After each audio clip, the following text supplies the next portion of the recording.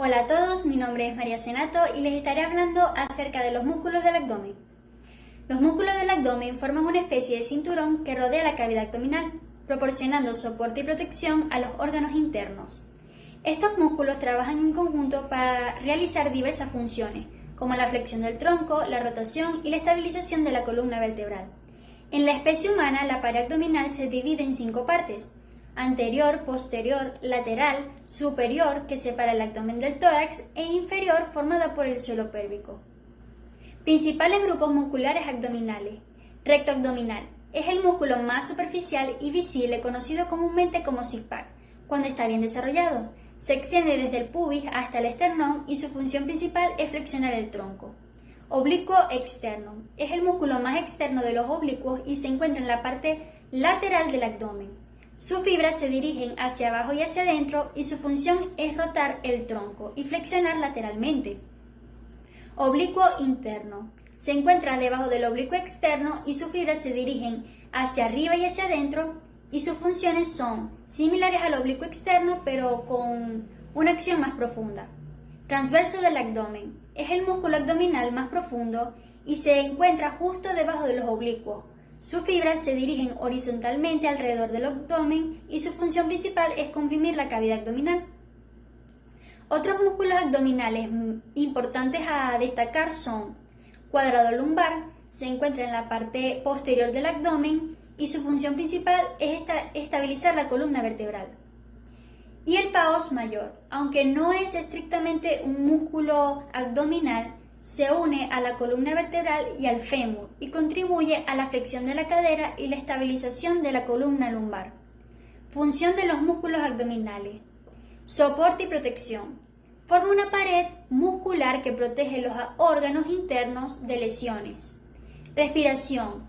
Ayuda a controlar el movimiento del diafragma durante la respiración. Postura. Contribuye a mantener una postura correcta y estable. Movimiento. Facilita la flexión, rotación y lateración del tronco. Y por último, la estabilidad del núcleo. El núcleo, centro del cuerpo, está formado por los músculos abdominales y los músculos de la espalda, paja. Un núcleo fuerte mejora el equilibrio y la coordinación. División topográfica del abdomen.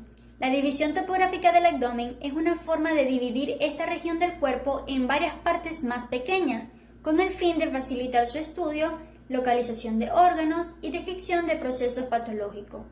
Esta división se basa en líneas imaginarias que se trazan sobre la superficie abdominal. Líneas de referencia. Para realizar esta división se utilizan las siguientes líneas imaginarias. Línea medioclavicular, derecha e izquierda. Desciende verticalmente desde el punto medio de cada clavícula hasta el pubis. Línea medioesternal. Desciende verticalmente por el centro del esternón. Líneas subcostales. Son 2 líneas horizontales que pasan por el borde inferior de las costillas. Línea biílica. Una línea horizontal que une a las crestas ílicas. Regiones abdominales. Estas líneas dividen el abdomen en 9 regiones. Epigastrio. Región superior media ubicada por encima del ombligo. Hipocondríaco derecho. Región superior derecha debajo de las costillas. Hipocondríaco izquierdo. Región superior izquierda debajo de las costillas. Flanco derecho. Región lateral derecha entre el hipocondríaco derecho y la fosa ílica derecha. Flanco izquierdo. Región lateral izquierda entre el hipocondríaco izquierdo y la fosa ílica izquierda. Región umbílica. Región central alrededor del ombligo. Fosa ílica derecha. Región inferior derecha debajo de la cresta ílica. Fosa ílica izquierda. Región inferior izquierda debajo de la cresta ílica. Y por último, el hipogastrio. Región inferior media por debajo del ombligo. Importancia de la división topográfica. Esta división es de gran utilidad en semiología médica, que permite localizar con precisión el dolor abdominal, masas, órganos y otros hallazgos clínicos. Cirugía. Facilita la planificación y ejecución de procedimientos quirúrgicos abdominales. Radiología. Ayuda a interpretar imágenes, diagnósticos o radiografías, tomografía y resonancia magnética. Anatomía. Permite estudiar la disposición de los órganos abdominales en relación con la pared abdominal. Proyección de vísceras en la pared abdominal. La proyección de las vísceras abdominales en la pared abdominal es un concepto fundamental en la exploración física y diagnóstico por imágenes. Nos permite relacionar el dolor, las masas o cualquier otra alteración que encontremos en la superficie abdominal con los órganos internos que podrían estar afectados. ¿Qué significa proyección? Cuando hablamos de proyección de vísceras, nos referimos a la localización aproximada de un órgano interno en la superficie del abdomen. Es como si pudiéramos dibujar la silueta de un órgano sobre la piel. Factores de la proyección de vísceras abdominales. La proyección de las vísceras abdominales puede variar según su tamaño y forma del órgano. Órganos grandes como el hígado o el vaso tendrán una proyección más amplia. Posición del paciente. La posición del cuerpo puede modificar ligeramente la ubicación de los órganos. Llenado de los órganos. En un estómago lleno, por ejemplo, ocupará un área mayor que uno vacío. Variaciones individuales. La anatomía de cada persona es única, por lo que las proyecciones pueden variar ligeramente. Importancia clínica. Conocer las proyecciones de las vísceras es fundamental para la exploración física que permite orientar la palpación, percusión y un diagnóstico abdominal. Diagnóstico por imágenes. Ayuda a interpretar los resultados de ecografías, tomografías y resonancias magnéticas. Cirugía. Facilita la planificación y ejecución de procedimientos quirúrgicos abdominales. Muchas gracias. Muy buenos días a todos. La pared abdominal anterolateral se ha descrito como capa separada de superficial a profunda de la siguiente manera. Piel, tejido subcutáneo que a su vez se divide en la fascia de Camper más superficial y la fascia de Scarpa más profunda. Músculo oblicuo externo, músculo oblicuo interno, músculo transverso del abdomen, fascia transversal, peritoneo parietal. Las principales funciones de los músculos abdominales anterolaterales incluyen la estabilización de la columna vertebral, el movimiento del tronco y la tensión de la pared abdominal. Las funciones de la pared anterolateral en su conjunto incluye la protección de las vísceras abdominales, el mantenimiento de la posición anatómica, la asistencia en la aspiración forzada y la participación en cualquier actividad que sirva para aumentar la presión intraabdominal. La inervación motora y sensorial de la pared abdominal se deriva principalmente de las ramas anteriores de T7 a T12. Estas recorren una dirección inferior y medial entre los músculos transversos del abdomen y oblicuo interno.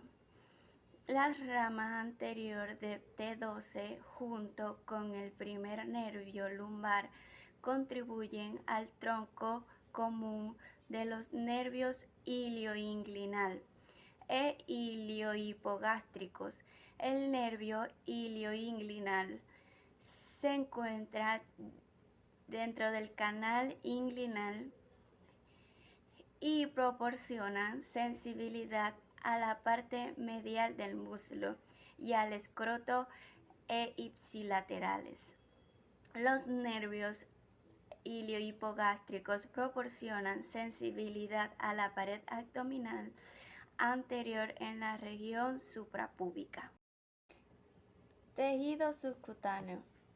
La fascia de Camper puede considerarse como la grasa subcutánea superficial. No hay mucho colágeno en esta capa y por lo tanto no es una capa de resistencia. La fascia de Scarpa es contigua a la fascia latatensora del muslo. Es más profunda que la capa grasa y contiene más colágeno. Oblicuo externo. Este es el más profundo, más grande y más grueso de los tres músculos de la pared abdominal anterolateral. Se origina en las 7 costillas inferiores y corre oblicuamente desde la parte superior lateral a la inferior medial, orientación de las manos en los bolsillos, para insertarse en la mitad anterior de la cresta ilíaca. La extensión más profunda se pliega posterior y superiormente para formar el ligamento inguinal.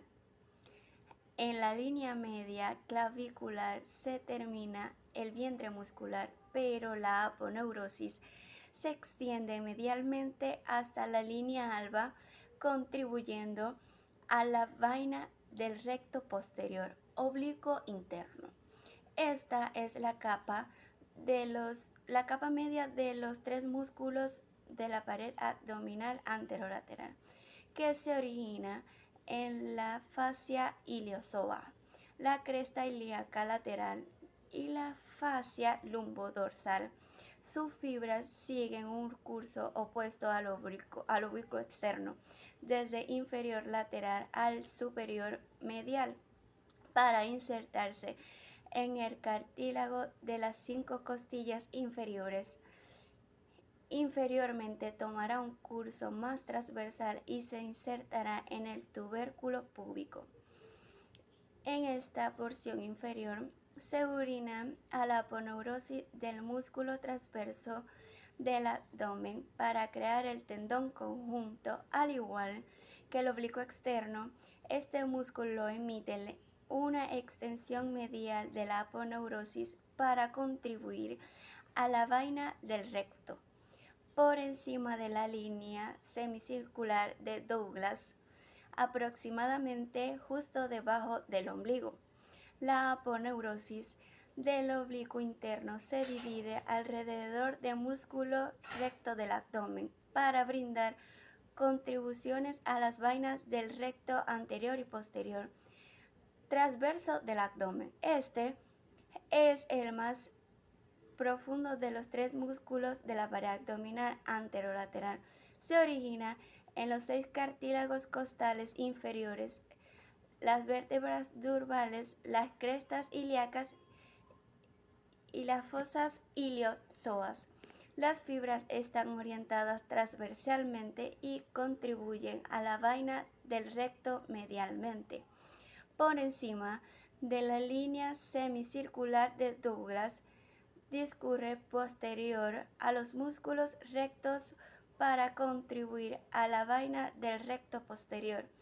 Inferiormente, la aponeurosis contribuye solo a la vaina del recto anterior. Fascia transversal. La fascia endoabdominal recubre toda la cavidad abdominal y tiene nombres específicos que se basan en la ubicación anatómica, incluyendo la fascia diafragmática, las fascias iliozoas, entre otras. Las fascias transversal se encuentra justo por debajo de las vainas del músculo transverso del abdomen y del recto posterior. Esta es una capa importante, ya que su violación define una hernia de la pared abdominal. Peritoneo parietal. Se trata de una capa delgada de tejido conectivo situado por debajo de la fascia transversal. En su superficie profunda hay una capa unicelular de mesotelio escamoso. Mi nombre es Rosángela Pereira y les hablaré sobre los músculos de la pared abdominal posterior. El músculo ilíaco tiene origen en la fosa ilíaca y alerones sacros e inserción en el psoas mayor y trocánter menor del fémur. Entre sus inserciones tiene una trayectoria en posición profunda con respecto al ligamento inguinal y se une con el músculo psoas mayor para insertarse en el trocánter menor del fémur. La combinación de estos dos músculos a veces se denomina músculo iliopsoas y su acción es que flexiona la articulación de la cadera, el muslo y tronco y está inervado en el plexo lumbar L2 a L4. Entre sus relaciones, su cara interior de la porción pélvica del músculo está cubierta por la fascia ilíaca, que lo separa del peritoneo. Esta capa del ilíaco también está atravesada por el nervio cutáneo lateral del muslo. el ciego en el lado derecho y la porción ilíaca del colon descendente en el lado izquierdo. Su borde medial está relacionado con el nervio femoral y su borde lateral con el músculo psoas mayor. Su cara ventral de la porción del muslo está dorsal a la fascia lata y los músculos rectofemoral y sartorio. Esta también está atravesada por la arteria femoral profunda. Su cara ventral está adyacente a la articulación coxofemoral, desde donde está separado por la gran bolsa subtendinosa ilíaca. El músculo psoas mayor tiene origen en las vértebras lumbares y discos intervertebrales en su inserción tiene trayectoria desde las vértebras L1 a L5 con posición profunda al ligamento inguinal hasta el trocánter menor del fémur. Su acción es que flexiona la articulación de la cadera, el muslo y tronco y está inervado por el plexo lumbar. Entre sus relaciones se encuentra dorsal al diafragma y lateral al cuadrado lumbar. En el abdomen tiene estrechas relaciones con estructuras retroperitonales y la vena cava inferior se encuentra medial al psoas mayor derecho y la aorta al izquierdo. El tronco simpático y los ganglios linfáticos aórticos también se localizan medialmente y algunas estructuras retroperitonales relacionadas son los riñones, vasos gonadales y el nervio genitofemoral. Debido a su ubicación lateral a la columna vertebral, tiene incrustadas las raíces del plexo lumbar a medida que salen del canal vertebral, y en el muslo, el psoas mayor contribuye al suelo triangular femoral. Además, su tendón iliopsoas, se encuentra profundamente en la fascia lata, el sartorio, el recto femoral y la arteria femoral segunda. Este está separada de la cápsula articular de la cadera por la bolsa ilíaca. El pectíneo y la vena femoral son mediales, mientras que el nervio femoral es lateral al músculo. El psoas menor es un músculo inconsistente, no todas las personas lo tienen, y cuando existe, tiene su origen a nivel del cuerpo vertebral de la vértebra D12 y L1. Este desciende del psoas mayor pegado al ligamento pectíneo y a la eminencia iliopectínea, por ende tiene inserción en el ligamento pectíneo y la eminencia iliopectínea. En sus relaciones ya que se encuentra en la superficie ventral del músculo psoas mayor, comparten muchas relaciones ventrales. El psoas menor derecho se encuentra dorsal a la vena cava inferior y está atravesado por el extremo más distal del ilion, mientras que el izquierdo está atravesado por el colon a lo largo de su extremo más anterolateral.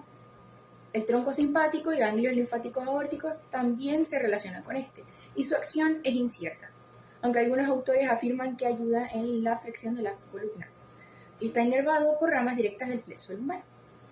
Mientras, el músculo cuadrado lumbar tiene origen en el tercio medial de la cresta ilíaca, en el ligamento iliolumbar y en la apófisis transversa del E5.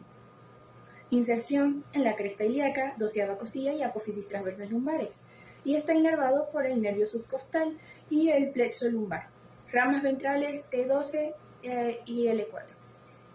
Acción es flexor lateral del tronco, y con respecto a sus relaciones, se relaciona con el colon, riñones y el diafragma que se localizan ventralmente a este músculo, y los músculos intrínsecos del dorso se encuentran dorsal y medianamente a este.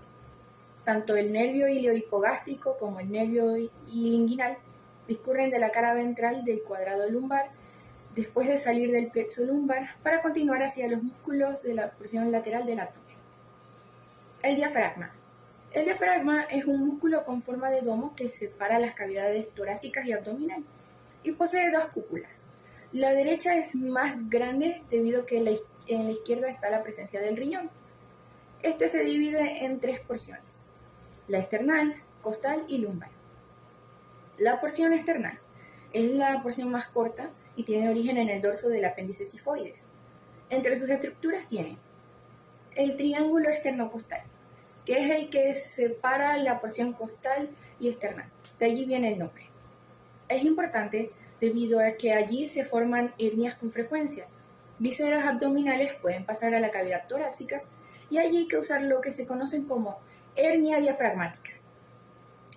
La porción costal es la porción más larga y se origina de los últimos 6 cartílagos costales y las últimas 4 costillas. Se inserta en el centro tendinoso frénico y allí se entrelaza con fibras del músculo transverso del abdomen. Además, en su origen, forma la mayor parte de la cúpula diafragmática. La porción lumbar tiene que todos sus orígenes se insertan en el centro tendinoso frénico y este está conformado por el ligamento arqueado interno, que es originado del cuerpo de las vértebras L1 y L2 y se inserta en la apófisis transversa de la vértebra donde se originó. Ligamento arqueado externo, está por encima del músculo cuadrado lumbar, por lo que también se le llama arco del cuadrado lumbar. Tiene su origen donde se inserta el ligamento arqueado interno, apófisis transversa L1 o L2, y se inserta en la cara interna de la 12ª o 11ª costilla. El pilar derecho es el pilar más largo y tiene origen en la 2ª o 3ª vértebra lumbar, mientras que el pilar izquierdo se origina de la 1ª a 2ª vértebra lumbar. Estos dos pilares hacen que confluya el ligamento arqueado medio. El ligamento arqueado medio, por ende, está medial a estos dos pilares. El trígono vertebrocostal está limitado por la porción lumbar, costal y el ligamento arqueado medio. Ahora, hablemos del centro tendinoso frénico. Aquí confluyen todas las porciones del diafragma, como hemos visto, y se inserta en la pleuria parietal diafragmática y en el pericardio parietal. El diafragma tiene inervación cada mitad del diafragma está inervada por el nervio frénico, ya sea el derecho o el izquierdo, y con respecto a su acción es el músculo primario de la respiración. Además, el diafragma aumenta la presión intraabdominal para la defecación, micción, vómito y parto. Entre sus aberturas, de la más dorsal a la más ventral, tenemos al hiato aórtico, que transmite la aorta, el conducto torácico, la vena ácigos y hemiácigos y el tronco simpático. El hiato esofágico, que transmite el esófago, los nervios vagos y los vasos gástricos izquierdos. Y por último, el orificio de la vena cava inferior, que transmite la vena cava inferior, el nervio frénico derecho y vasos linfáticos hepáticos. Gracias. Hola, mi nombre es Adalio Ramos y te vengo a hablar sobre la anatomía del abdomen. La anatomía del abdomen es un tema amplio que abarca diversas estructuras y órganos. El abdomen se encuentra entre el tórax y la pelvis. Está delimitado por el diafragma en la parte superior y la pelvis en la parte inferior. Las paredes abdominales a los lados. Te hablaré de forma breve acerca de los órganos que forman parte del sistema digestivo. Comencemos por el duodeno. Es la primera parte del intestino delgado. Es fundamental para la digestión, actuando como un punto de conexión entre el estómago y el intestino delgado, facilitando la digestión química mediante la secreción de enzimas. El yeyuno y ilion son las dos partes del intestino delgado que siguen al duodeno. Cada una de estas secciones tienen funciones específicas en la absorción de los nutrientes. Las funciones del yeyuno. Primero, absorción de nutrientes, la capacidad de absorción, la digestión de los nutrientes. Las funciones del yeyuno y del ilion son muy fundamentales en la absorción de nutrientes del sistema digestivo. El intestino delgado. El intestino delgado es una parte fundamental del sistema digestivo. Primero, se complementa la digestión de los alimentos. Segundo, absorbe los nutrientes. Actúa como transporte. El intestino delgado actúa como un conducto entre los nutrientes digeridos en el intestino delgado y el estómago. El intestino grueso. También él es conocido como colon. Él actúa con varias funciones determinantes para el sistema digestivo, como la absorción de nutrientes y líquidos, agua, para hidratar el cuerpo. En resumen, el intestino grueso es esencial como absorción de agua, acumulación de desechos del organismo. Te hablaré un poco sobre los nervios y vasos del abdomen. Los vasos sanguíneos. Primero, aorta abdominal. Es la continuación de la aorta torácica. Se divide en varias ramas que irrigan los órganos abdominales. Se ubica en la línea media del abdomen. Ramas de la aorta abdominal. Primero, arterias físicas inferiores. arterias lumbares, arterias mesentéricas superiores, arterias mesentéricas inferiores, arterias vermarias, arterias gónadas o testicular u ovárica, venas abdominales, vena cava inferior, venas renales, venas mesentéricas, venas portahepáticas. Los nervios. Los nervios son los nervios espinales. Los nervios espinales torácicos y lumbares inervan la piel de las paredes abdominales. El plexo solar o plexo celíaco se encuentra alrededor de la aorta abdominal y que inerva muchos órganos abdominales, incluyendo el estómago, hígado, páncreas y intestinos abdominales. Los nervios vagos. Los nervios vagos o paracraniales juegan un papel fundamental en la inervación parasimpática del abdomen, efectuando funciones como la digestión. Los nervios hipogástricos contribuyen a la inervación simpática de los órganos pélvicos. Muchas gracias. Esta ha sido mi exposición en la materia de anatomía humana. Hola, muy buenos días tengan todos. Mi nombre es Ivana Villalobos y el día de hoy voy a hablarles sobre lo que es el hígado, el vaso y el páncreas. Primeramente comencemos con sus generalidades. Generalidades del hígado. El hígado es un órgano de color marrón rojizo oscuro que se encuentra en la parte superior derecha del abdomen. Tiene una forma triangular y cuenta con más de 500 funciones vitales, entre las cuales están producir bilis, procesar nutrientes y filtrar sustancias tóxicas de la sangre, regular los niveles de aminoácidos en la sangre, fabricar proteínas para el plasma sanguíneo y depurar fármacos y otras sustancias tóxicas de la sangre. Ahora vamos con las generalidades del vaso. El vaso es un órgano de color morado que se encuentra en la parte superior izquierda del abdomen, debajo de las costillas y encima del estómago. Este es un órgano que forma parte del sistema linfático y sanguíneo y entre sus funciones están producir linfocitos, almacenar células sanguíneas para poder ser liberadas cuando sea necesario, filtrar la sangre, participa en la respuesta inmune y controla la cantidad de sangre del cuerpo. Ahora hablemos sobre las generalidades del páncreas. El páncreas es un órgano alargado y estrecho que se encuentra en la parte de atrás del abdomen, debajo del estómago, entre el duodeno y el vaso. Este es un órgano que cuenta con una parte derecha siendo la más ancha llamada cabeza y una parte izquierda en forma de cono llamada cuerpo y cola. Este está compuesto por dos tipos de glándulas, las exocrinas y las endocrinas. Las glándulas exocrinas secretan enzimas digestivas. Estas enzimas son secretadas por una red de conductos que se unen con el conducto pancreático principal, y las glándulas endocrinas que secretan hormonas en el torrente sanguíneo, y están compuestas por los islotes de Langerhans. El páncreas cuenta con funciones digestivas y hormonales. Estas enzimas, que son secretadas por la glándula exocrina, descomponen las grasas, carbohidratos, ácidos y proteínas del duodeno. Y estas enzimas bajan por el conducto pancreático hasta el conducto colédoco en estado inactivo, y cuando llegan al duodeno se activan. El tejido exocrino también ayuda a secretar bicarbonato para neutralizar los ácidos del estómago. Las principales hormonas que la glándula endocrina secreta son la insulina y el glucagón.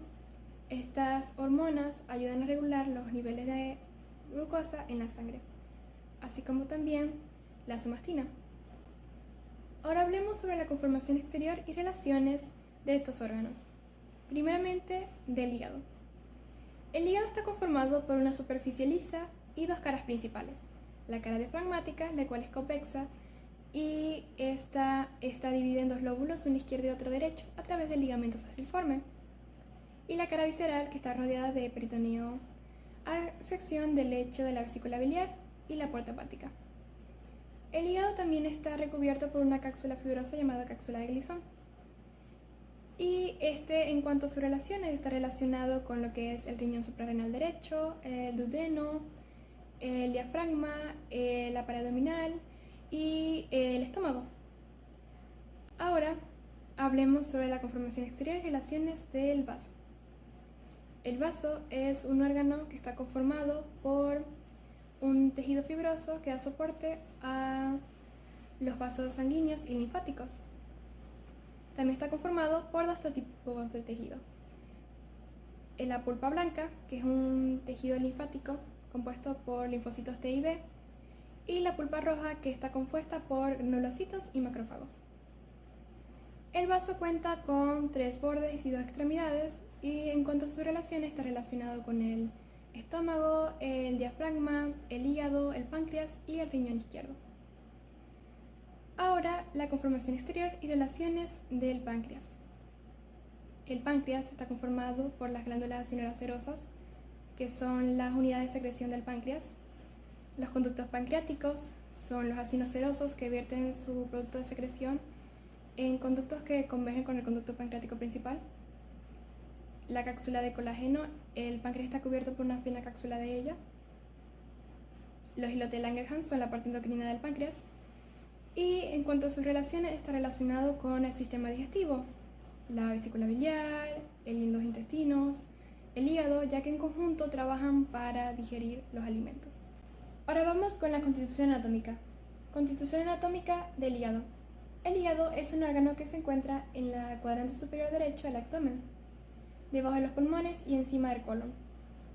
Este es un órgano sólido que mide entre 3 y 15 centímetros y está protegido por las costillas de la séptima hasta la 11ª. Este se divide en 2 lóbulos, uno izquierdo y otro derecho, que a su vez se segmentan. En el lóbulo izquierdo podemos encontrar los primeros 4 segmentos y en el derecho del quinto al octavo. Estos segmentos contienen miles de lobulillos que se conectan con conductos pequeños que a su vez se conectan con conductos más grandes del conducto hepático común. Ahora vamos con la constitución anatómica del vaso. El vaso es un órgano del tamaño de un puño, el cual está rodeado por una cápsula fibroelástica que permite que aumente su tamaño. Este es un órgano intraperitoneal, por lo que está rodeado de peritoneo visceral, a excepción del hilo del vaso, y los órganos adyacentes o en su defecto los más cercanos dejan sus impresiones en sus caras. La cara diafragmática se apoya en la porción adyacente del diafragma, por lo que es ligeramente convexa, y muestra las impresiones de la 9ª y 11ª costilla. La cara visceral, esta muestra 3 áreas de impresión, la impresión cólica, renal y gástrica, y el hilo esplénico se encuentra en la porción central de esta cara. El vaso cuenta con 3 bordes, uno superior, inferior y anterior, y 2 extremidades, una posterior y otra anterior.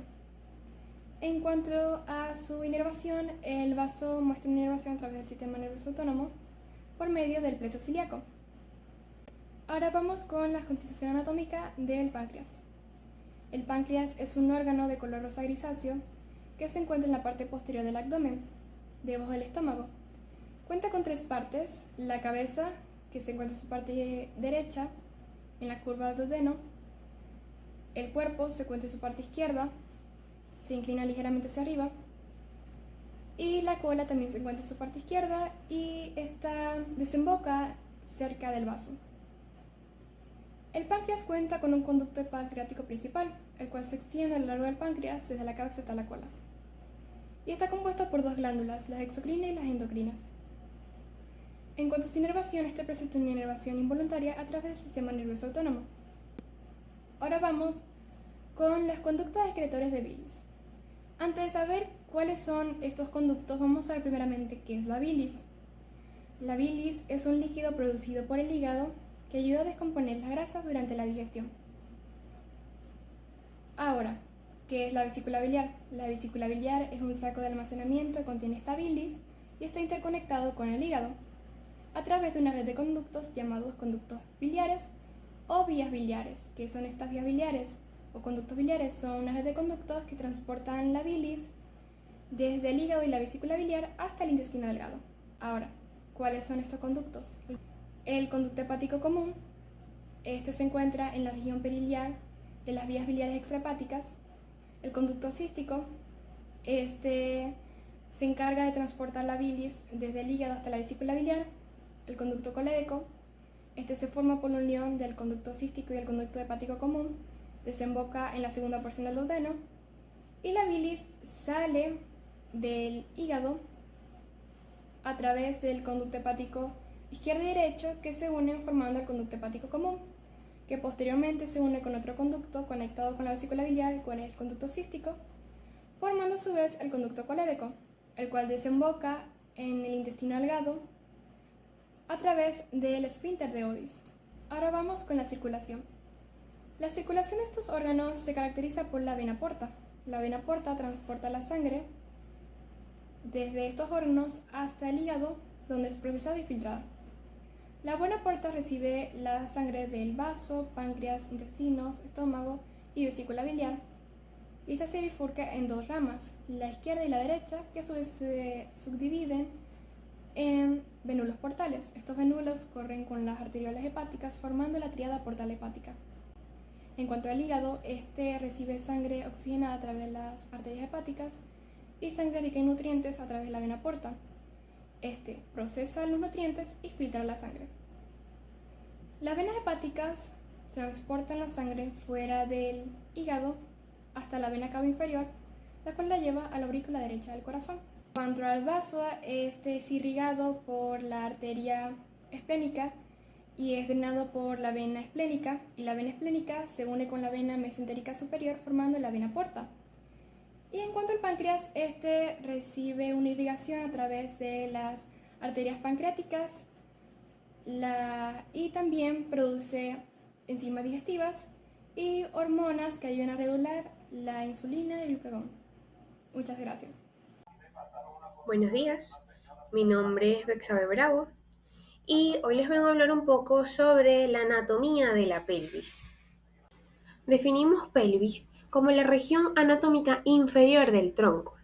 Siendo una cavidad, la pelvis es un embudo osteomuscular que se estrecha hacia abajo, limitado por el hueso sacro, el coxis, los coxales y los músculos de la pared inferior y del perineo.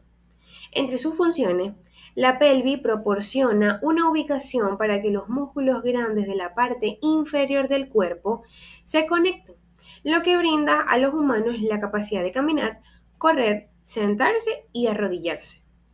También la pelvis rodea a los órganos reproductivos, la vejiga y el recto, formando una cavidad en la que estos órganos puedan protegerse y apoyarse. La pelvis soporta todo el peso de la parte superior del cuerpo, proporcionando estabilidad y transmitiendo dicho peso a las extremidades inferiores. Hablaremos un poco sobre la estructura de la pelvis. Entre ellas mencionamos los huesos y las articulaciones que se encuentran en esta. Empezamos con el sacro. Es un hueso triangular, ancho y corto que presenta una curvatura hacia adelante, con la concavidad dirigida hacia el inferior de la pelvis. Presenta unos forámenes o agujeros que permiten el paso de los nervios espinales. Está formado por la fusión de 5 vértebras sacras que se unen durante el desarrollo. El sacro conecta la columna vertebral con la pelvis, formando la parte posterior de esta. El sacro es clave para el soporte, estabilidad y protección de la pelvis y columna vertebral, permitiendo articulación con los huesos ilíacos mediante las articulaciones sacroiliacanas. También tenemos el coxis, o también conocido como hueso coxis. Es un pequeño hueso triangular ubicado en la parte inferior de la columna vertebral. Tiene una ligera movilidad, lo que permite cierta flexibilidad en la región pélvica. Tiene la función de dar soporte, inserción muscular y protección a los órganos internos.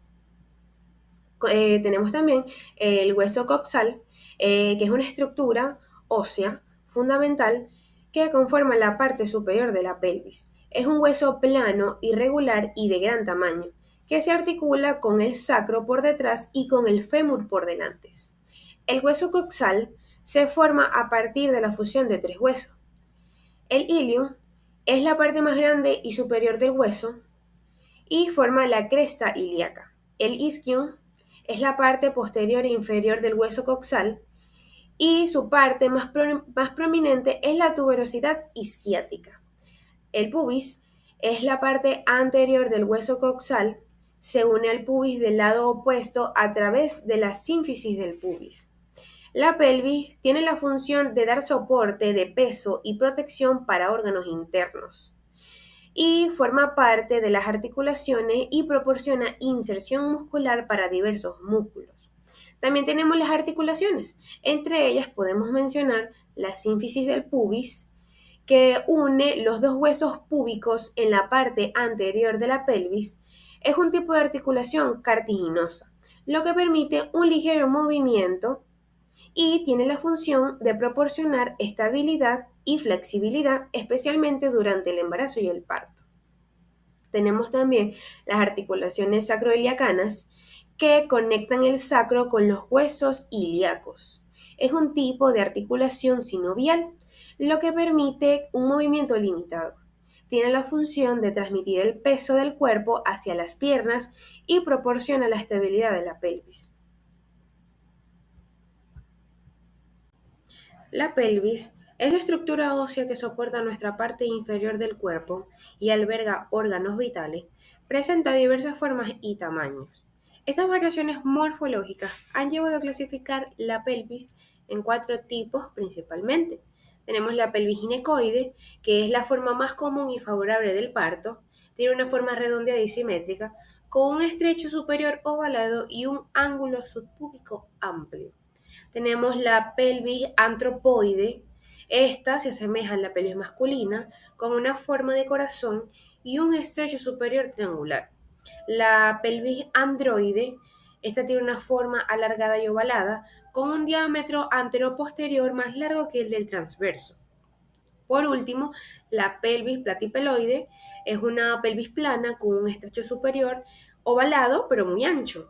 La pelvis está dividida en dos, pelvis menor y pelvis mayor. La pelvis menor, también conocida como pelvis verdadera, es un área anatómica de gran importancia, especialmente en la mujer. Contiene órganos vitales y desempeña un papel importante y crucial en diversas funciones corporales. Esta alberga una gran variedad de órganos que varían ligeramente en hombres y mujeres. Entre esas tenemos los órganos reproductores. En la mujer tenemos el útero, los ovarios, la trompa de falopio y la vagina. En los hombres tenemos la vesícula seminal, la próstata y los conductos deferentes. En esta también podemos encontrar la vejiga, el recto y los músculos del suelo pélvico. Esta pelvis desempeña la función de albergar y sostener órganos vitales como la vejiga, el útero, la próstata y el recto. En las mujeres, la pelvis menor está adaptada para permitir el paso del bebé durante el parto. Esta también protege los órganos internos de traumatismo y contribuye a la estabilidad de la columna vertebral y la postura corporal. Tenemos también la pelvis mayor, conocida como pelvis falsa. Es la parte superior de la pelvis, aunque no tiene la misma importancia en la reproducción como en la pelvis menor, cumple funciones vitales para nuestro organismo. La pelvis mayor alberga principalmente órganos del sistema digestivo, tales como el intestino delgado, el colon, parte del estómago y en ocasiones parte del hígado y del vaso, que éstas pueden extenderse hasta la pelvis mayor. Este desempeña la función de darle soporte a los órganos abdominales inferiores, como el intestino delgado, el colon, ascendente y descendente, y parte del estómago. También ayuda a proteger los órganos abdominales inferiores de traumatismo y conecta la columna vertebral con los miembros inferiores, transmitiendo así el peso del cuerpo. La pelvis es una estructura ósea que difiere entre hombres y mujeres, adaptándose a sus funciones reproductivas y evolutivas. En la mujer, la pelvis es más ancha y redondeada, con un hueso coxal ancho y un sacro corto. El coxis es móvil y curvado para facilitar el parto. El ángulo subpúbico es más amplio, brindando un espacio para el feto. La inclinación de la pelvis es hacia adelante y la cavidad pélvica es más amplia y redondeada en las mujeres, en contraste al hombre. La pelvis masculina es estrecha, alta y en forma de corazón, con una abertura pélvica más pequeña y un ángulo subpúbico más estrecho. Estas diferencias son claves en la morfología y función de cada tipo de pelvis. El periné o perineo es una región del cuerpo ubicada en la parte inferior de la pelvis, entre el ano y los genitales externos. Su estructura es diferente en el hombre y en la mujer. Su función es sostener las vías digestivas inferiores, las vías urinarias y las vías genitales. A menudo se describe el periné como una región en forma de diamante. Esto se debe a que cuando la persona está en posición de litotomía, los puntos que delimitan el periné se asemejan realmente a un diamante cuadrangular. El periné masculino tiene ciertas funciones, entre ellas destaca proteger los músculos del piso pélvico, los vasos sanguíneos y los nervios que controlan la erección y la micción. También sostiene la vejiga, el intestino y la próstata. Ayuda a mantener la erección del pene, contribuye a la continencia urinaria y fecal y mejora la calidad de las relaciones sexuales. En las mujeres, tiene la función de sostener la vejiga, el útero, el recto y la vagina. Ayuda a controlar los esfínteres para orinar y defecar. Ayuda en el parto, ya que los músculos se contraen y distienden para que el bebé salga. Los músculos perineales tonificados pueden mejorar la calidad de las relaciones sexuales. La pelvis puede verse afectada por diversos factores que aumentan el riesgo de padecer ciertas condiciones. Entre estas ciertas condiciones podemos encontrar problemas óseos y articulares. Entre estos pueden ser la fractura, la artritis o displasias de desarrollo de las caderas. También tenemos los problemas relacionados con los órganos pélvicos. Acá podemos encontrar las enfermedades inflamatorias pélvicas, puede producir cáncer, entre otras. También de los más comunes puede ser la obesidad, la mala postura, el embarazo y el parto, la menopausia. Puede traer también estas alteraciones y problemas comunes. Para concluir, decimos que la pelvis es una estructura ósea fundamental en el cuerpo humano, cuya importancia radica en múltiples aspectos funcionales y anatómicos. En primer lugar, actúa como un soporte esencial para el peso del cuerpo, facilitando la bipedestación y la locomoción. Su diseño anatómico, que varía entre hombres y mujeres, está adaptado a diferentes funciones. En las mujeres, la pelvis tiene características específicas que permiten el embarazo y el parto, garantizando un canal de nacimiento adecuado. Además, la pelvis alberga y protege órganos vitales del sistema reproductivo, urinario y digestivo. La correcta alineación y salud de la pelvis son cruciales para mantener el equilibrio y la estabilidad del cuerpo, así como para prevenir lesiones y disfunciones. En resumen, la pelvis no es solo un componente clave en la estructura esquelética, sino que también desempeña un papel integral en la reproducción y en la salud general del organismo. Muchas gracias. Hola a todos, soy Johanna Atencio y hoy les vengo a hablar acerca del aparato genital masculino. El aparato genital masculino es el encargado de llevar a cabo la reproducción en los individuos humanos del sexo masculino. Las bolsas escrotales se trata del saco o bolsa que se encuentra debajo del pene, que contiene el epidídimo, los testículos y la parte inferior del cordón espermático. Configuración interna. Los testículos son los órganos sexuales masculinos que producen los espermatozoides y las hormonas masculinas, y se encuentra en el escroto. El epidídimo es un tubo con forma de espiral muy apretada que conecta a cada uno de los testículos. Conductos deferentes. Es un tubo con forma de espiral que transporta los espermatozoides fuera de los testículos. La próstata es una glándula que ayuda a reproducir el semen, el fluido lechoso que transporta los espermatozoides desde los testículos hasta el pene cuando eyacula el hombre. Las vesículas seminales también es una glándula que ayuda a reproducir el semen. La uretra es un tubo a través del cual la orina pasa fuera del cuerpo. Los conductos eyaculadores son dos tubos pequeños que conectan a los testículos, a los conductos deferentes y a la vejiga. Medios de fijación. El peso del pene está sostenido por dos ligamentos que lo sujetan a la superficie anterior de la sínfisis del pubis. En la punta del pene, el cuerpo esponjoso forma grande que cubre los extremos libres de los cuerpos cavernosos. Los vasos del aparato genital masculino son las vesículas seminales, los vasos deferentes, la uretra y la próstata. Nervios. Nervio bupeno proporciona la inervación sensativa y simpática que participa en la eyaculación. Nervios esplácnicos pélvicos proporcionan la inervación parasimpática que juega un papel muy importante en la función eréctil a través del plexo prostático. El nervio o hilio inguinal inerva la piel de la raíz del pene. Testículos. Consideraciones generales. Los testículos son dos órganos reproductores masculinos en forma de huevo que se encuentran en el escroto, un saco debajo del pene. Su consistencia es que cada uno debe sentirse firme pero no tan duro como una roca.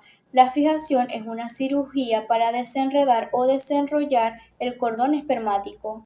Configuración externa. Los testículos están formados por 7 capas desde la superficie a la profundidad, que son el escroto, los dartos, la capa celular subcutánea, la fascia espermática externa e interna, el cremaster y la túnica vaginal del testículo.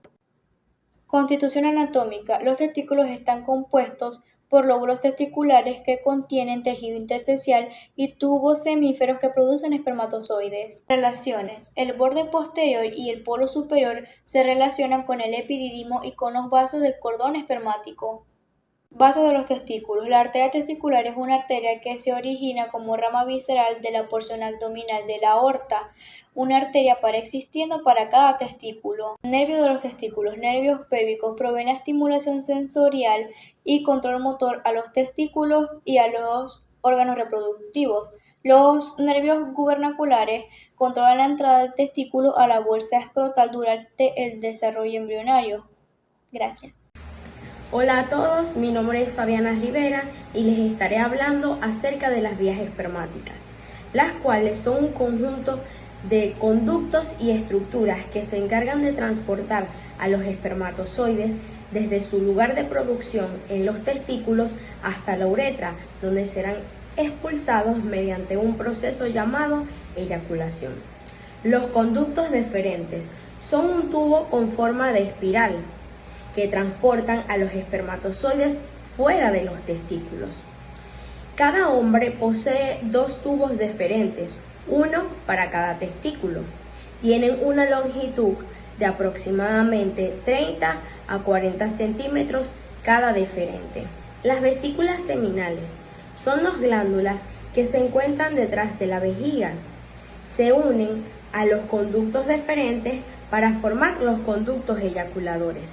Su función principal es la producción de un líquido amarillento y espeso que ocupa del 60 al 70% del volumen del semen. Este líquido es rico en fructosa y prostaglandinas, lo cual favorece la movilidad de los espermatozoides en el tracto reproductor femenino. Los conductos eyaculadores son 2 tubos que se forman mediante la unión de las vesículas seminales y los conductos deferentes. Son relativamente cortos y están ubicados detrás de la próstata. Durante la eyaculación, los músculos alrededor de estos conductos se contraen. Esto es debido a una serie de contracciones musculares que el hombre desarrolla mediante la excitación. Este proceso es crucial, ya que si alguno de estos conductos se encuentra afectado, disminuye la probabilidad de fertilidad. El pene es un órgano reproductor masculino que también posee funciones urinarias. Se encuentra conformado de arterias, vasos sanguíneos, tejido eréctil y otros tejidos conectivos.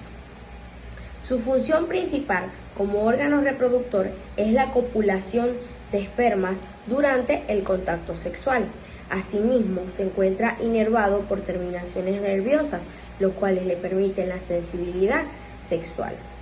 Su configuración interna son tejidos eréctiles, los cuales están conformados por 2 cuerpos cavernosos y un cuerpo esponjoso. Durante la excitación sexual, estos tejidos se llenan de sangre, lo cual produce la erección. Su configuración externa es el cuerpo o tronco, que es la parte más grande y visible del pene. Se encuentra formada de tejido eréctil.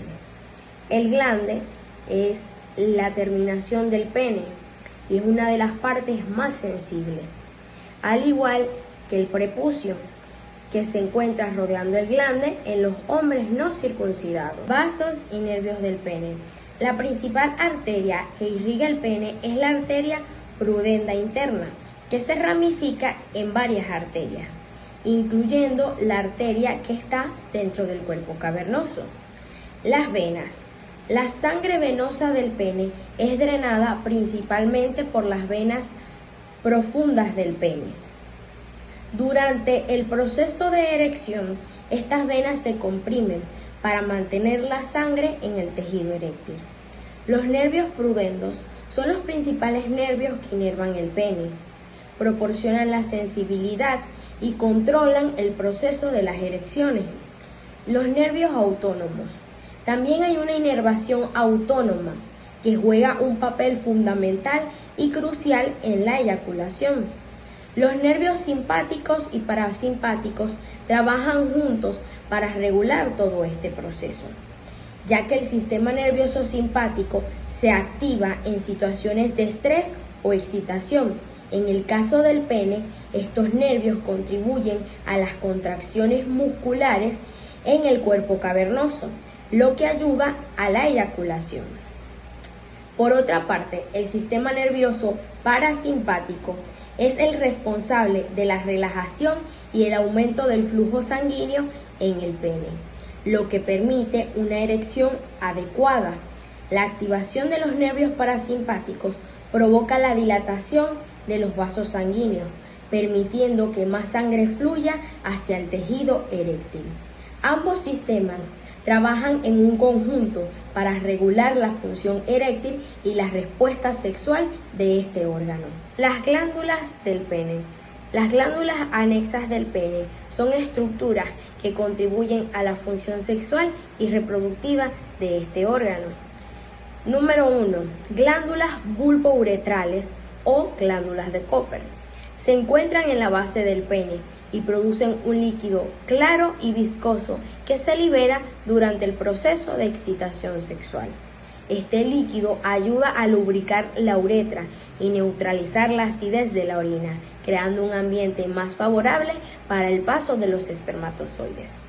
Las glándulas prostáticas, aunque no están directamente en el pene, la próstata es una glándula importante en el sistema reproductivo masculino, ya que produce un líquido que forma parte del pene y ayuda a nutrir y transportar a los espermatozoides. Las glándulas periuretrales. Estas glándulas están localizadas alrededor de la uretra y también contribuyen a la producción de un fluido lubricante. Estas glándulas desempeñan un papel esencial en la función sexual, proporcionando lubricación y nutrientes necesarios para el semen. Las vías espermáticas juegan un papel fundamental en el sistema reproductor masculino, ya que no solamente se encargan de proporcionar transporte a los espermatozoides, sino también su maduración y formación del semen, por lo que poseen un papel crucial en todo este sistema. Muchas gracias por su atención. Hola a todos, un saludo. Mi nombre es María Teresa González Zárate y les estaré hablando sobre el aparato genital femenino. El aparato genital femenino es un conjunto de tejidos, glándulas y órganos que son necesarios para la producción hormonal, la fecundación, la gestación y el parto. Este aparato tiene 4 funciones principales. La primera es la reproducción, que permite la fecundación de un óvulo por un espermatozoide y el desarrollo del embrión en el útero. Como segunda función tenemos el ciclo menstrual, que es un proceso mensual en donde se prepara el cuerpo para el embarazo. Durante este proceso, el endometrio se ensancha para dar paso a un óvulo fecundado. Si este no es el caso, el endometrio se desprende, dando lugar a lo que conocemos como la menstruación. Como tercera función tenemos la ovulación, que es el proceso en el cual un ovario libera un óvulo maduro para ser fecundado. Este proceso de ovulación es en donde son los días más fértiles de la mujer. Y como cuarta función tenemos la producción hormonal, que regula la producción de hormonas sexuales como el estrógeno y la progesterona, que son esenciales para el desarrollo sexual y la función reproductiva de la mujer. tenemos la situación del aparato genital femenino. El aparato genital femenino se encuentra en la parte inferior del abdomen, protegidos por los huesos de la pelvis, tales como el sacro y el coxis, los cuales proporcionan una base y soporte estable para la pelvis y ayuda a la protección de los órganos que se encuentran en esa zona, incluyendo el aparato genital femenino. También tenemos los huesos coxales, que incluyen el ilion, que está superior al sacro, al isquion, que está inferior a la pelvis, y tenemos al pubis, que está en el interior de la pelvis. En la configuración externa del aparato genital femenino podemos ver cómo hay una diversidad anatómica en ella, porque cada mujer es única y cada una tiene una diferencia en su configuración externa. Esas diferencias pueden ser tanto en forma, en color y en textura, y estas varían dependiendo de la etapa en donde esté la mujer, bien sea la niñez, la pubertad o la adultez. En los medios de fijación, el aparato genital femenino está sostenido en su lugar por varios ligamentos, músculos y estructuras conectivas. Entre los ligamentos tenemos el suspensorio del clítoris, que se extiende desde el pubis hasta el clítoris, ayudando a anclarlo a su lugar. Tenemos el ligamento redondo, que evita el desplazamiento del útero hacia atrás. Tenemos el ligamento uterosacro, que sostiene desde el útero hasta el hueso sacro. Tenemos el ligamento ancho, que contiene la uretra, la vejiga y parte del colon, y contiene parte del ligamento ovárico, el cual protege los óvulos.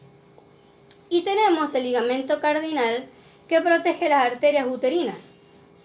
Entre los músculos tenemos los músculos del suelo pélvico, que sostienen el útero y contribuyen a la función y el placer sexual.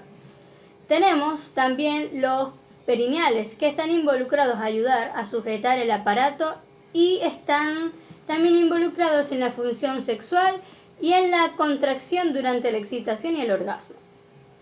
En las estructuras conectivas tenemos la fascia, que es un tejido cognitivo fibroso que da soporte al aparato. Tenemos la presión intraabdominal, que le da estabilidad y funcionamiento al suelo pélvico, donde se encuentra el aparato.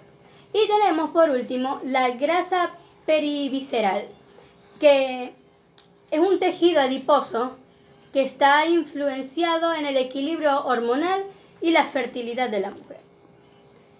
En las relaciones podemos observar cómo el aparato genital tiene varias relaciones importantes, tanto anatómicas como funcionales, con otros sistemas del cuerpo. Tenemos relaciones con el aparato urinario, ya que ambos sistemas se encuentran ubicados en la pelvis, compartiendo diversas estructuras y funciones. Tenemos relación con el aparato endocrino, que es a través de la producción de las hormonas y su equilibrio. Tenemos relación con el aparato digestivo, que esta no es tan directa, pero sucede en el momento del embarazo, en donde el útero está ubicado cerca del intestino, y en el embarazo puede afectar esta función. Tenemos relación con el aparato circulatorio, que recibe suministro sanguíneo a través de las arterias. Tenemos relación con el sistema nervioso, que está directamente conectado con la excitación sexual y los orgasmos. Y tenemos relación con el sistema inmunológico, en donde el aparato reproductor femenino tiene varios mecanismos de defensa ante infecciones. Vemos ahora cómo el aparato genital femenino se encuentra dividido en dos tipos, o está comprendido por dos partes: los órganos genitales externos y los internos. Los órganos genitales externos. Estos son parte del sistema reproductor y tienen diversas funciones en la protección de los órganos internos, en la excitación sexual y en el proceso de reproducción. Estos se dividen en varias partes, como tenemos la vulva, que es un conjunto de órganos externos que protegen y cubren a los internos. Tenemos los labios mayores, que son dos pliegues de piel que se extienden a los dos lados de la vulva. Tenemos los labios menores, que son dos pliegues más delgados y pequeños, que se encuentran dentro de los labios mayores. Tenemos el clítoris, que es un órgano pequeño y eréctil, ubicado sobre la vulva. Tenemos la uretra, que es el conducto por donde se transporta la orina hacia el exterior del cuerpo. Y es muy importante ya que vimos la relación que tenía con los otros sistemas. Tenemos también la abertura vaginal, que es la entrada al canal vaginal. Y esta está protegida por el himen. Tenemos el perineo, que se encuentra entre los genitales y el ano y ayuda en el soporte de los órganos sexuales. Tenemos el monte de Venus, que es un tejido graso recubierto de piel, en el cual se está asociado el vello púbico. Y por último tenemos el himen, que es una membrana delgada que cubre la entrada de la vagina. Y esta, dependiendo de la mujer, puede estar o no puede estar. Ahora, los vasos y los nervios de los órganos genitales externos. Entre los vasos tenemos las arterias y las venas. Entre las arterias tenemos la arteria pudenda interna, que irriga el área perineal y los genitales externos. Tenemos la arteria dorsal del clítoris, que irriga el clítoris. Tenemos la arteria perineal, que irriga el perineo. Y tenemos la arteria vaginal, que irriga la vagina. Todo esto le da soporte circulatorio a este organismo. Entre las venas tenemos la vena pudenda interna y externa, que es la responsable del drenaje de los vasos sanguíneos en la región perineal. Tenemos las venas labiales, que drenan sangre en los labios mayores y menores hasta la vena pudenda interna. Tenemos las venas clitoridiales, que son las responsables de drenar sangre en el clítoris. Y entre los nervios que inervan este órgano tenemos el nervio pudendo, que es el responsable de la inervación sensitiva del aparato externo. Tenemos el nervio perineal, que es la inervación del perineo, el nervio clitoridiano, que es la inervación del clítoris. Tenemos los nervios ilionguinales, que es la inervación sensitiva sobre los labios. Y tenemos los nervios genitofemorales, que ayuda a la inervación de la vagina. Tenemos los órganos genitales internos, los cuales son parte del sistema reproductor y desempeñan funciones cruciales en la reproducción, la menstruación y la salud sexual del mismo.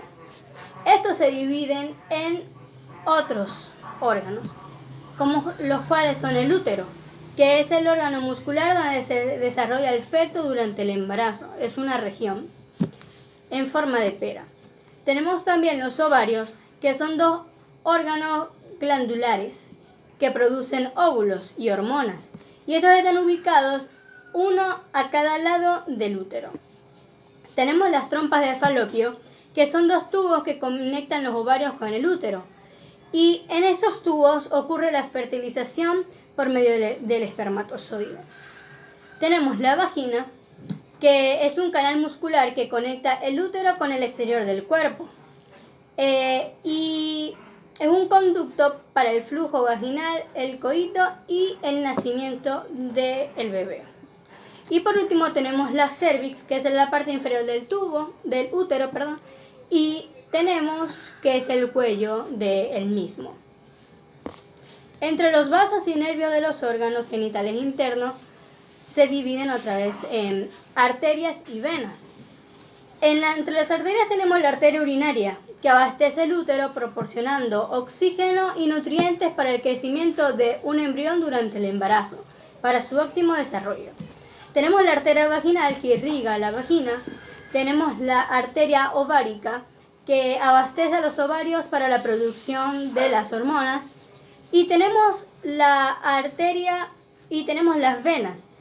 Está entre ellas la vena uterina, que drena sangre al útero. Tenemos la vena vaginal, que drena sangre a la vagina y acompaña a la arteria vaginal. Tenemos la vena ovárica, que drena sangre a los ovarios. Y entre los nervios tenemos al nervio pudendo, que inerva la piel desde el área perineal, la vagina y el clítoris. Tenemos los nervios hipogástricos, que inervan el útero y las trompas de falopio. Tenemos los nervios esplácnicos pélvicos, que ayudan en la inervación parasimpática de los órganos reproductores. Tenemos el nervio vago, que no actúa de manera directa, sino que ayuda a influir en la respuesta sexual de la mujer. Y por último, pero no menos importante, tenemos el nervio lumbar, que inerva el aparato reproductor femenino con una función receptiva y motora de la pelvis y de los órganos reproductivos. Muchas gracias. Es de importancia conocer cada parte de nuestro cuerpo. Por ello, ya les vengo a hablar sobre las glándulas anexas al aparato genital femenino y las glándulas mamarias. Comencemos. ¿Qué son las glándulas mamarias? Las glándulas mamarias son órganos presentes en los mamíferos, tanto en hombres como en mujeres. Importancia. Se debe más a la importancia biológica en la mujer, ya que por medio de ellas podemos dar de lactar a nuestros hijos. Estructura externa y interna de las glándulas mamarias. Está constituida de la siguiente manera. El pezón es la parte oscura y por donde sale la leche. La areola es la parte pigmentada que rodea el pezón. Los conductores es el encargado de distribuir la leche desde los lóbulos hasta el pezón. Los lóbulos son las unidades funcionales de las glándulas constituidas por lobulillos, que a su vez están constituidos por glándulas alveolares, que son las encargadas de producir la leche. Finalmente, el tejido graso, que es el encargado de proteger los órganos internos, dándole forma y tamaño a la mama. Aquí podemos observar una imagen de las glándulas mamarias normales y una imagen de la glándula mamaria inflamada, donde se ven los lobulillos inflamados al igual que los lóbulos. Funciones. Como antes dicho, en las mujeres tienen un papel fundamental, ya que por medio de ellos podemos dar de lactar a nuestros hijos, pero no sin la ayuda de dos hormonas como la prolactina y la oxitocina. En la sexualidad también tiene otro papel, un rol fundamental, como es el proceso de la excitación y el placer. En los hombres, las glándulas no crecen y tampoco producen leche. Alteraciones. Consta de 4 procesos. 1. Pubertad. Es donde las glándulas comienzan a desarrollarse debido a las hormonas. 2. Embarazo. Es donde las mamas duplican su tamaño y se preparan para la lactancia. 3. etapa. Lactancia. Es cuando ya las mamás están preparadas para darle de amamantar a sus hijos y ya estarán alimentándose. 4. etapa. La menopausia. Debido a que en esta etapa surgen diversos cambios por la disminución de las hormonas. Enfermedades. Pueden haber quistes malignos o benignos, o la más conocida como el cáncer de mama. Para esto, hay diversos estudios para poder descartar estas enfermedades. Glándulas del aparato genital femenino. Las glándulas del aparato genital femenino son estructuras pequeñas, pero de gran importancia. Su principal función es liberar secreciones que actúan como lubricantes, protegiendo la zona íntima y los órganos externos. Se clasifican en 2 tipos. Glándulas de Skene. Las glándulas de Skene están ubicadas a ambos lados de la uretra, junto al orificio vaginal. Su función principal es liberar secreciones que actúan como lubricantes durante la actividad sexual, permitiendo la nutrición de los espermatozoides, ayudando a la eyaculación. Este dato no está 100% comprobado, aún sigue en investigación. Al momento de estimular esta parte produce placer. Otros problemas que pueden tener con la glándula de Skene son quistes, infecciones o sensibilidad. Si detecta alguno de estos síntomas, es necesario acudir con la ayuda de un profesional. Glándula de Bartolino.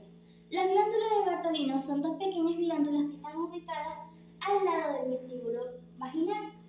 Su función es liberar secreciones mucosas que actúan como lubricantes durante la excitación sexual, permitiendo la penetración.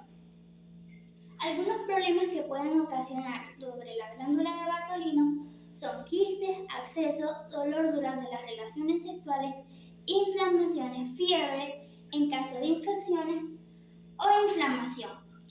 Como dicho anteriormente, si detecta alguno de estos síntomas, es necesario acudir con la ayuda de un profesional.